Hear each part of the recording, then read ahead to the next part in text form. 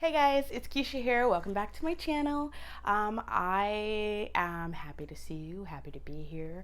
I know it's been a couple months since I posted, and it wasn't because I was sleeping on the job. I actually created 3 videos, like no joke, 3 videos that did not go well. One of them came out super blurry. The other one was just awful, just didn't look right. It's been a tough recording season for me.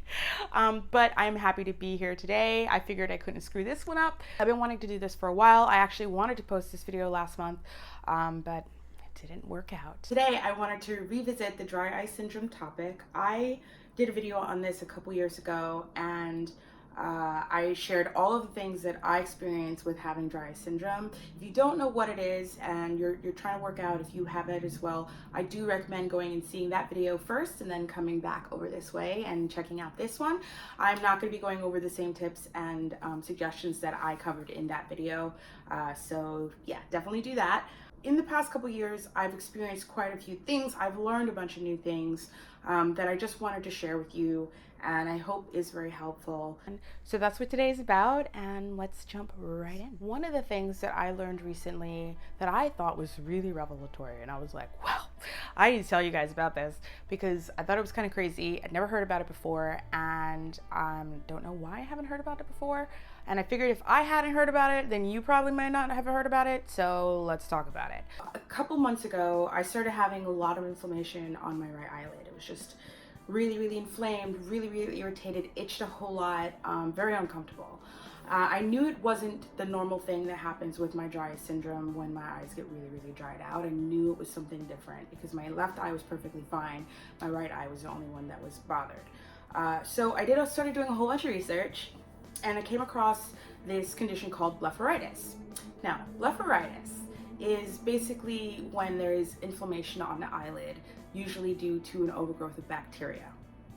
So, bacteria, if you have, we all have natural bacteria that lives on our bodies, which is but we all have bacteria that lives on our bodies. If you start to have an overgrowth of this bacteria, you can then start to get these mites. Yes, I said mites. So you can have mites on your eyelids, and they're called Demodex mites, and they basically feed off of the bacteria on your eyelid. It's super duper gross, but when you have those mites and you have the extra bacteria, it creates a biofilm around the eye, which is basically, think about it like plaque on the teeth, that creates this buildup and then causes all this inflammation, and it makes it really bad. So why am I telling you this? According to some, dry eye syndrome is just a manifestation of blepharitis. So having an overgrowth of bacteria on the lid, as well as these really screwed up mites living on the lid, causing basically an imbalance of the natural environment of the eye. Yeah, so basically blepharitis could be a huge cause for people's dry eye syndrome. I did not know this, okay? I was like, well, thanks for telling me, no one. It was a lot, right? It's a lot. That was a lot. So some of the things that I'm sharing today is basically my new eyelid routine, how I take care of my eyes after finding out that information. But also, even if it's not blepharitis, dry eye syndrome is caused by buildup of just gunk around the eyes as well. You want your tear ducts to always be clean and flush. Basically, you want to have the best eyelid hygiene known to man. You want to have clean lids, extra super duper clean lids at all times. So whether you have blepharitis or you do not, this stuff is still really good to do. So let's jump into that information.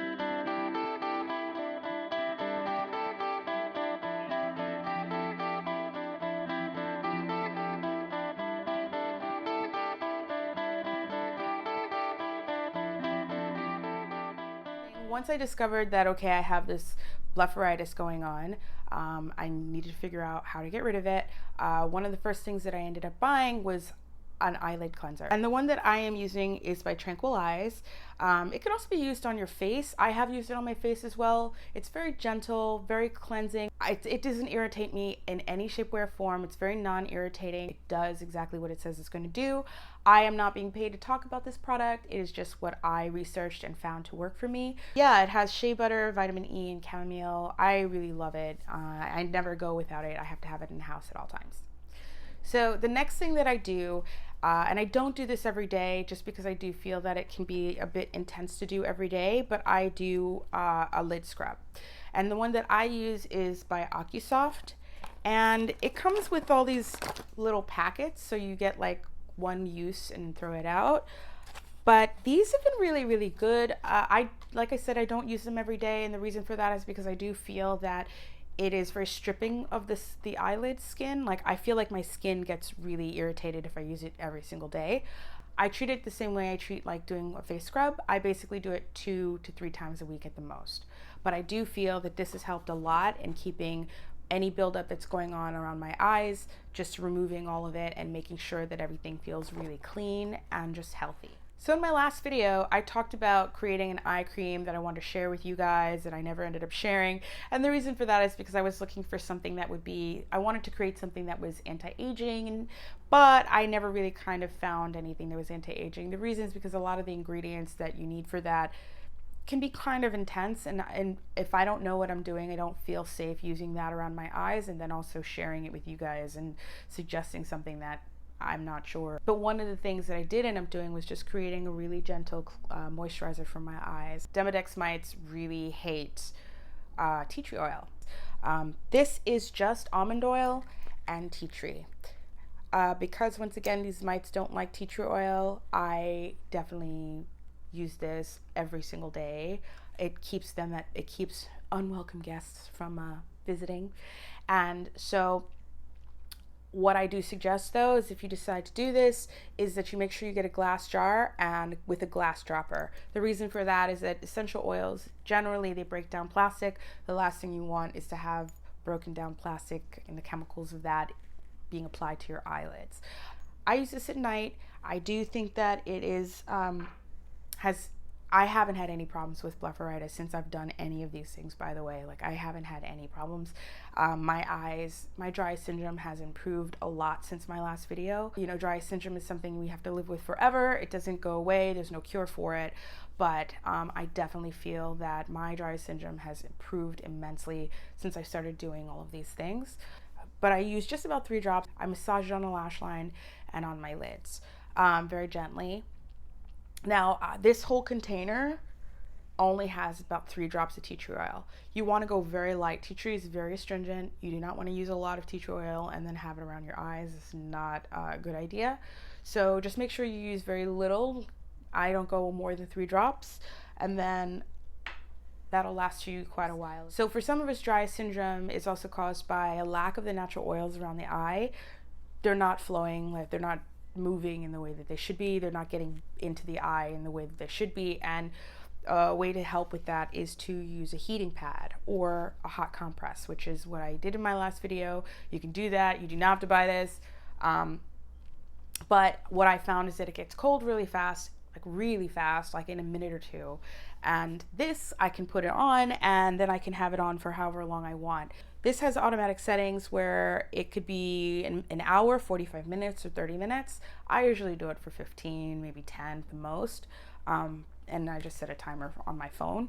But it also has like heat settings. So if you want to do a higher heat or a lower heat, I go on the lowest setting normally just because I don't need it to be really hot. I also don't like the way it feels when it gets really hot. This has been really awesome.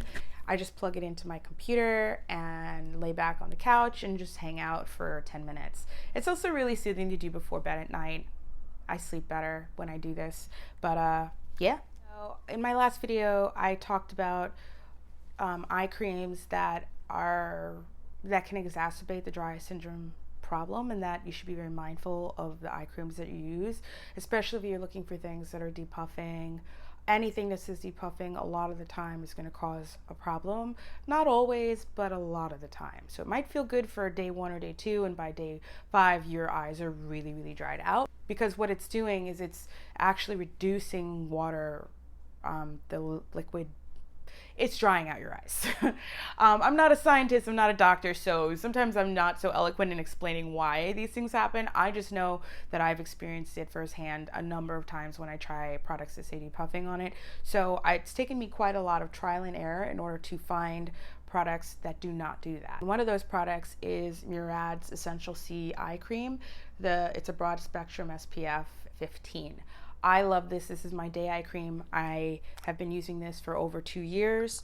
It does not dry your eyes out at all, guys. It's fantastic. It's anti-aging. It does all the things that I could not figure out how to do by creating at home on my own. I swear by it. And so yeah, this is definitely what I use. Does not dry out my eyes and does what it says it's supposed to do. If I am just not feeling like using the tea tree oil for nighttime, then I use this, which is Drunken Elephant's C-Tango multivitamin eye cream. It's firming and brightening. It has peptides. It's like good stuff. I will say that if I use this every single day, I do feel that it does start to dry out my eyes over time. I use this maybe 2 times a week at the most, but it doesn't dry out my eyes the way a lot of other products do. It's less. It's definitely less. But I really like this one, and so I'm sharing it because I do use it. But if you have severe dry eye syndrome, I may avoid this one completely. But if you feel like you could get away with using it once or twice a week, then I do recommend it. And the last thing I want to talk about is eye drops. So my eye doctor, I went to him not too long ago, and he's awesome. I can talk to him about just about anything. He's a really cool guy. And I was just mentioned something about the eye drops and that they never work and I really don't like them and my dry eye syndrome or whatever. And he was like, actually, let me tell you, there's been recent studies that have shown that a water-based eye drop is not really helpful and that it doesn't really do much for people suffering with dry eye syndrome. And I was like, surprise, any of us could have told you that. I'm pretty sure most of you out there have gone through the experience putting drops in your eyes and then less than 10 minutes later or 5 minutes later, your eyes are dry all over again. I just feel like then it becomes a perpetual thing if you're just putting drops in your eyes, drops in your eyes, drops in your eyes, trying to get them to stay moisturized for just 5 seconds, right? I know I've gone through that. I'm pretty sure all of you have gone through that. And basically what he said is that the water, once it gets onto your eye, it just evaporates really fast. And that's why it doesn't last for very long. So what he was saying is that they have now discovered or realized that it's better to use an oil-based eye drop in order to keep the moisture in the eye. So the one that he said he suggests to all of his patients is Bausch & Lomb's Soothe XP, and it has extra protection. It's the one that has the orange label on it. Make sure if you decide to get this, it's the one with the orange label on it. It has helped me so much, like so much. And he had said that his patients, usually most of them use 2 drops in the morning and 2 drops at night, and they are chilling, like they're golden. They don't need much more than that. Like I said, my dry eye syndrome has gotten a lot better. So I only use this once in a while, and I only use it at night if I need to use it, just because my biggest problem is waking up in the morning and having my eyes so dried out that they're just like, I can't even open my eyes. Like my right eye this morning, I couldn't open my right eye because it was so dry. So tonight I will know to make sure to use this. That also happens for me when I'm really dehydrated. So it's also a signifier to make sure you're drinking enough water. But this has helped me a whole lot, and I was super excited to talk to you guys about it.